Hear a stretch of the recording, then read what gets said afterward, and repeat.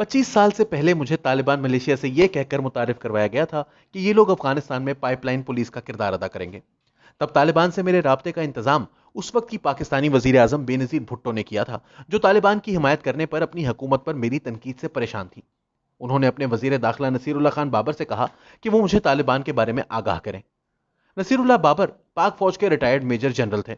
उन्होंने मेरे सामने कई बार एतराफ किया कि इसने कई मारूफ अफगान बागियों जैसे अहमद शाह मसूद, बुरहानुद्दीन रब्बानी और गुलबुद्दीन हिकमत यार को 1975 में फ्रंटियर कोर के आईजी की हैसियत से उस वक्त के वजीर आजम जुल्फिकार अली भुट्टो के हुक्म पर पैसे और हथियार फराहम किए। नसीरुल्लाह बाबर ने मुझे बताया कि उन्होंने 1975 में अफगान बागियों की हिमायत शुरू की, क्योंकि सरदार दाऊद की क़यादत में अफगान हुकूमत भारत के साथ मिलकर पाकिस्तान में दहशतगर्दी की सरपरस्ती कर रही थी।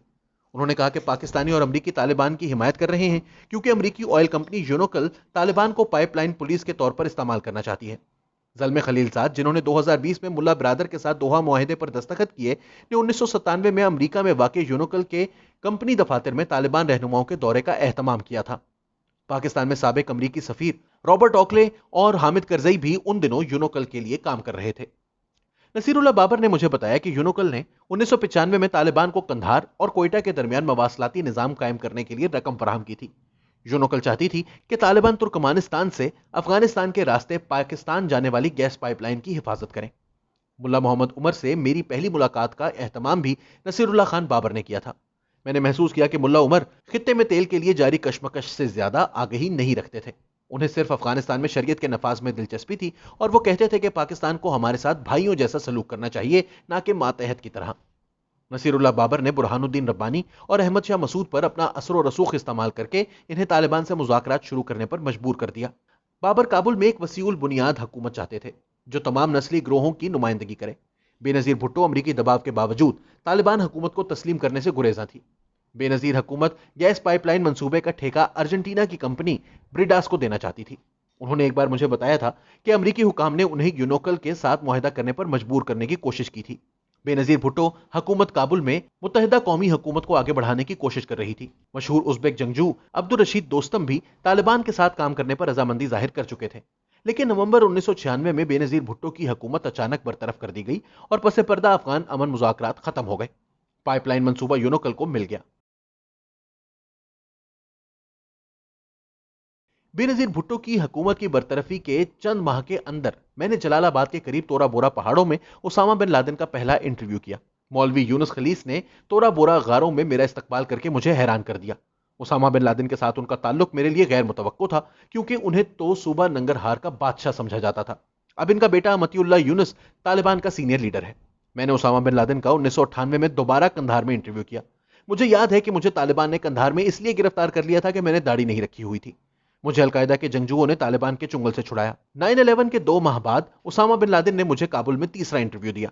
जब मैं इस खुसूसी इंटरव्यू के बाद वापस आ रहा था, एक तालिबान कमांडर मुल्ला खाकसार ने मुझे काबुल के बाहर अक़वाम मुत्तहिदा के अहाते के करीब से गिरफ्तार कर लिया। मेरी गिरफ्तारी की वजह मेरे पास एक कैमरे की मौजूदगी थी। उन दिनों अफगानिस्तान में कैमरे पर पाबंदी आयद थी। मैंने वजीर दिफा मुल्ला अब्दुल रज़ाक अखून से रब्ता किया और उन्होंने मेरी रिहाई का हुक्म दिया। उन्होंने मुझे अपने दफ्तर में एक कप चाय के लिए मदऊ किया और माजरत चाही। उन्होंने मुझे बताया कि मुझे जल्द से जल्द अफगानिस्तान से निकल जाना चाहिए। मैंने उनसे पूछा कि क्या आप लोग भाग रहे हैं? उन्होंने हंसते हुए कहा, यह खेल का हिस्सा है, लेकिन हम यकीनी तौर पर वापस आएंगे। मुल्ला अब्दुल रज़ाक अखूंद 2010 में एक पाकिस्तानी जेल में इंतकाल कर गए। इनकी पेशगोई 20 साल बाद 15 अगस्त 2021 को सच साबित हुई, जब तालिबान HMV गाड़ियों और टैंकों पर सवार अपना सफेद झंडा लहराते हुए दोबारा काबुल में दाखिल हुए। 20 साल पहले अमरीकी सदर जॉर्ज W. बुश ने तालिबान और अलकायदा के खिलाफ जंग के लिए सिलीबी जंग की इस्तेलाह इस्तेमाल की थी। यह इस्तेलाह बैनुल मज़ाहिब जंगों की तारीख समोए हुए है। यह हकीकत है कि आजकल अमेरिका में सलीबी जंग का लफ्ज आमतौर पर इस्तेमाल होता है और इसका कुछ खास मजहबी तनाजुर नहीं है। ताहम अमरीकी सदर की तरफ से इस लफ्ज के इस्तेमाल ने यकीनी तौर पर तालिबान की मदद की। उन्होंने अपनी मुजाहिमत को मजहबी रंग दे दिया। जब बुश ने 20 साल पहले अपनी सलीबी जंग शुरू की थी, तो तालिबान काबुल से भाग रहे थे। अब तालिबान सदारती महल में बैठे हैं और अमरीका काबुल से भाग रहा है। इस सलीबी जंग में हारने वाला कौन है और फातेह कौन? हमें किसी नतीजे पर नहीं पहुंचना चाहिए, क्योंकि मेरी नजर में तालिबान का असल इम्तिहान 15 अगस्त के बाद शुरू हुआ है। क्या मुल्ला हैबतुल्लाह अफगानिस्तान में जमहूरियत की इजाजत देंगे? यह एक बहुत बड़ा और अहम सवाल है। काबुल में नई पार्लियामेंट की इमारत का क्या इस्तेमाल होगा, जो भारतीय हुकूमत ने अफगान हुकूमत को तोहफे में दी थी? मेरी मालूमात के मुताबिक तालिबान तमाम नस्ली अकलियतों, खवातीन और यहां तक कि गैर मुस्लिमों को भी नई हुकूमत में शामिल करने के हवाले से काफी लचकदार रवैया रखते हैं। लेकिन इन्हें मगरबी जमहूरियत पर सख्त तहफ्फुज़ात हैं। एक तालिबान रहनुमा ने मुझसे ऑफ द रिकॉर्ड पूछा कि अगर अमेरिका, बरतानिया, भारत और पाकिस्तान सऊदी अरब जैसी गैर जमहूरी रियासत से दोस्ती कर सकते हैं, तो वो मगरबी जमहूरियत को अफगानिस्तान पर क्यों मुसल्लत करना चाहते हैं? मैंने मुल्ला उमर, जलालुद्दीन हक्कानी और मौलवी यूनुस खलीस की नस्ल को देख रखा है।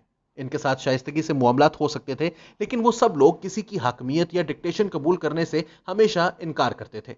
इनके बेटे मुल्ला याकूब, सिराजुद्दीन हक्कानी और मतीउल्लाह यूनुस सिर्फ हरबों में अपने बुजुर्गों से मुख्तलिफ हैं, लेकिन इनके तसव्वुरात अपने ऐन में वही हैं। अगर इनसे शाइस्तगी से पेश आया जाए तो वो बैनुल अक़वामी बरादरी की बात सुन सकते हैं, वरना अपने बाप दादा की तरह वो हमेशा नई जंगें शुरू करने के लिए तैयार रहते हैं।